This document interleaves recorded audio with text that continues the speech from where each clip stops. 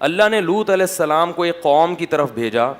اس قوم میں جہاں شرک اور بت پرستی تھی، ساتھ ساتھ لڑکوں سے بدفعلی کی بیماری تھی، عادت پڑ گئی تھی ان کو اس برائی کی. لوط علیہ السلام کی قوم سے پہلے صدیوں تک اس کائنات میں یہ جرم نہیں ہوا. لوگ جانتے ہی نہیں تھے کہ یہ بھی کوئی برائی ہے، کیونکہ یہ انسان کی فطرت اس کو مانتی نہیں ہے. انسان کو اس طرف اللہ نے رغبت رکھی نہیں ہے. یہ جب تک کوئی باقاعدہ عادت نہ ڈالے بری، پڑتی نہیں ہے. یہ خود سے پڑنے والی عادت نہیں ہے. جیسے چرس اور ہیروئن خود سے کوئی نہیں پیتا. جب تک کوئی آپ کو پہلی مرتبہ پیشکش نہیں کرے گا، فضائل نہیں سنائے گا، پہلی مرتبہ پئیں گے، بدبو آئے گی، کھانسی ہوگی، بولیں گے کیا گند پلا دیا.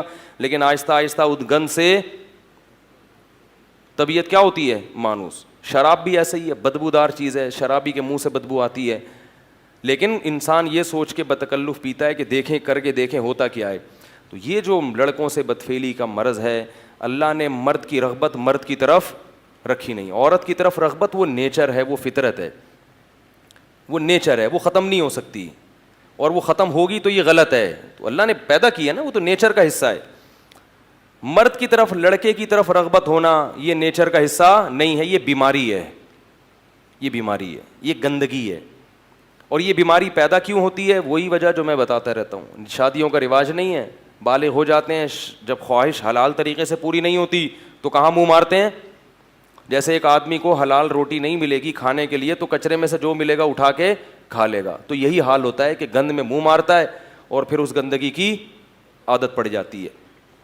بعض لوگ ایسے ہوتے ہیں جن کو بلوغت کے وقت ہی عادت ہوتی ہے اس کی. تو وہ لوگ ہوتے ہیں جنہوں نے دوسرے نے ان کو خراب کیا ہوتا ہے.